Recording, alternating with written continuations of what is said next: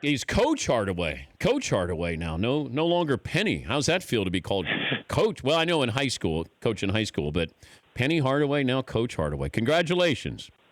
Yeah, thanks a lot. I really appreciate it, and it feels great. Are you in the office now? Yes, I am. I like it. Are you decorating? What would you hang up in your office that might surprise me? I probably would hang up a picture of the movie Caddyshack. Because I love comedy. That's one of my favorite movies, Caddyshack. But no, that would be something that would be shocking or surprising that would be hung up in my office. Did you ever meet Bill Murray or Chevy Chase?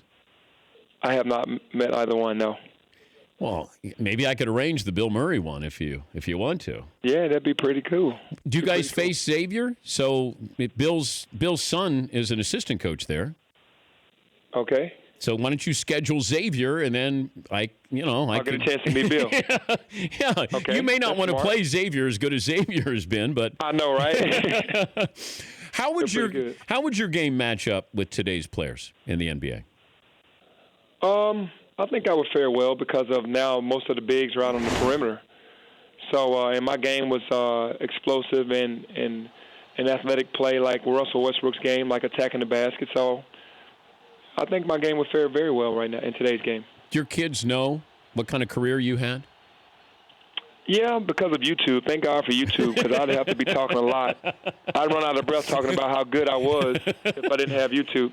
Take me back to the movie set when you're on there with Shaq, and and Chris Webber told the story. So he says that, Shaq is telling C. Webb, we're going to take you number 1 overall, and then you're doing the movie Blue Chips, and all of a sudden you start playing with Shaq, and then all of a sudden Shaq's not calling Chris Webber anymore. I was really smart. I mean, I'm not smart in a lot of areas, but I was smart in this area where when I was doing the movie Blue Chips, I spoon-fed Shaq whatever he needed, whatever he wanted. I don't even think I took a shot the entire movie. I just gave him every ball and said, it's all about you, big fella, and it worked. And then all of a sudden, they take you number 1 overall. But here's poor C. Webb. He goes, Shaq kept telling me, we're taking you.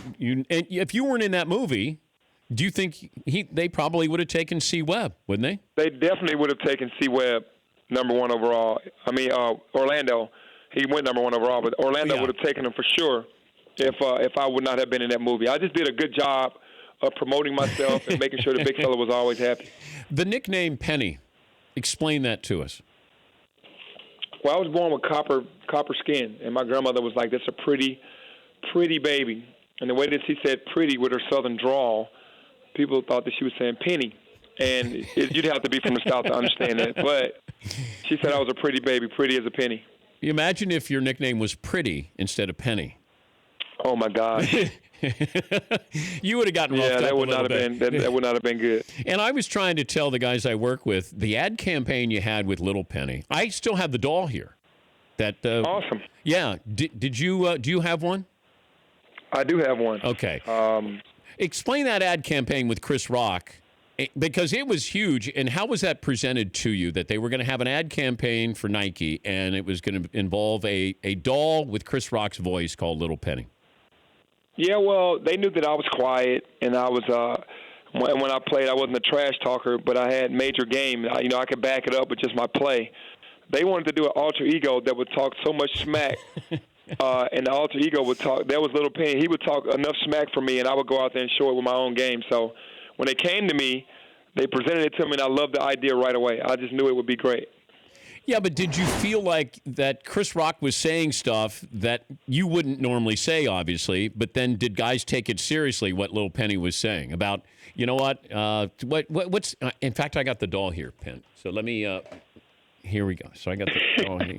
Let me press the button. Secret Service couldn't guard me. Did anybody ever say that the Secret Service couldn't guard me, or did you ever say that to anybody during a game?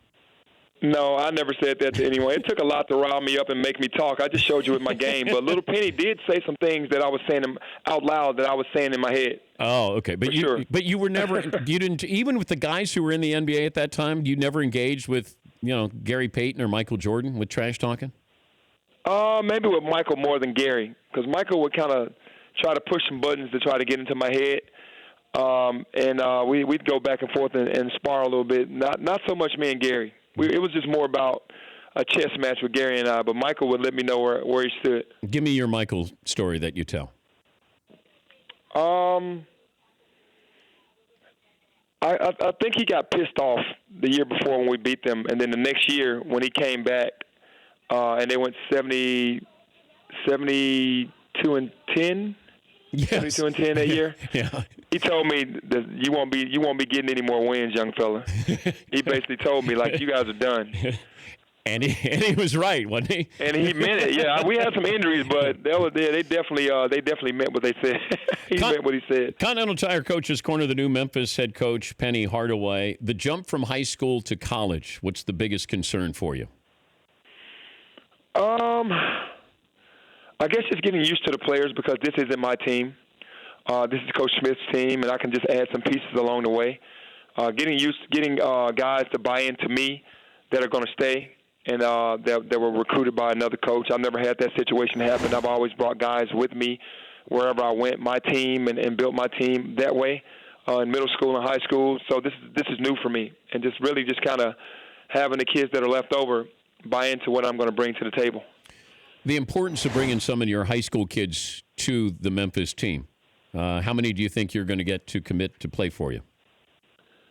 Well, I mean, it's many that want to come that are capable of turning the school around. I mean, I just hope that I've left a lasting impression as a coach and as a mentor on them that they will want to follow me to Memphis. It's their choice to go anywhere, but I would have hoped that I had put that type of an impression on them. I saw one of your games this year with your high school team, and it was early in the year. I mean, that was an impressive team. Give people an idea of just how good your high school team was. No, thank you. I definitely appreciate that. But we have arguably the number one ranked junior 7-footer. His name is James Wiseman. We have a 6'8" forward, Chandler Lawson. His brothers were here at Memphis, and then they transferred to Kansas, so they'll be playing at Kansas next year.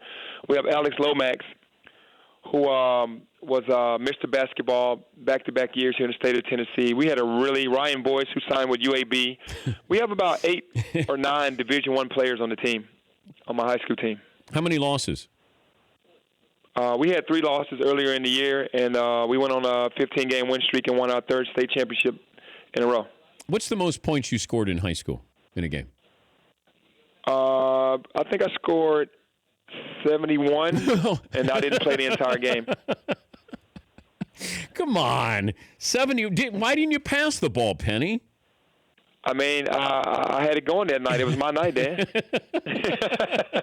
And there was a three-pointer back then, right? Yeah, absolutely. Yeah. Okay. I'm not that old. Oh, okay. I mean, I'm old, right. But I'm not that old. And your high scoring game in the NBA was what? 42 against Miami in the playoff series. 42. If there was one highlight, you would say, watch that highlight, and you get an idea of what kind of player I was. What would it be? The dunk over Patrick Ewing. Oh, boy. Sorry, Patrick. Big fella's going to get me for that. See, now if you schedule Georgetown, then you and Patrick can cross paths. Yes. I think that would be awesome. Did you ever talk about, like, if you see Patrick, would you ever bring up that dunk? Never. I'm not dumb. I mean, I'm dumb in a lot of areas, but I wouldn't. Yeah, have you seen Patrick Ewing in person? You would never do that. But you just speak. I know you have. I'm just joking, but I just speak and say how all nice things, and then just go along my little merry way. But he's intimidating, but he's a very nice guy. Yeah, he is. Great he sense is of humor. Nice. But back then, I tell people, watch him when he was at Georgetown when they played against Jordan in North Carolina. And Patrick went after every shot. Remember, they started the game, I think he blocked like the first 6 shots. And, there was goaltending. Like, Ewing was like an incredible defensive presence, and then he became one of the great offensive centers in NBA history. It was crazy. Yeah, that's amazing. I know Coach Thompson was in his head about being the best defender because I'm sure that's what he put first.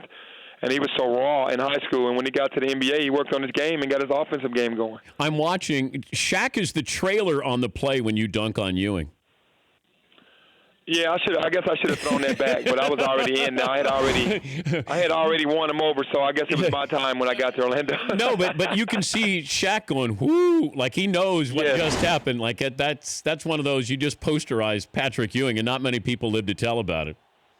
Well, Shaq, yeah, we were definitely fans of one another's games. So whenever he did something spectacular or special, I was his biggest fan, and vice versa for me. I thought it was cool that you sat down in the 30 for 30 and kind of hashed that out, because a lot of these things, they just stay there, and that people, their relationships or lack thereof. How tough was it to get you two to sit down to kind of hash out what went wrong in Orlando? Well, it wasn't hard at all. Once they called me, I was on board. They called Shaq, he was on board. Oh. And it was an easy deal. What did you learn from that you didn't know? I kind of knew everything, but he did apologize to me for leaving. I always wondered, what made him want to really, really leave. I can only assume things, but for him to apologize on national TV, I thought that was big of him. Hey, well, it's a big move, but it's a great move for Memphis, and hopefully it's a great homecoming for you. Good luck. We'll be following it, and thanks for joining us. Thanks so much, Dan. I really appreciate you. That's Penny Hardaway. Penny. For more Dan Patrick Show, tune to Audience Channel 239 on DirecTV or download the Dan Patrick Show app.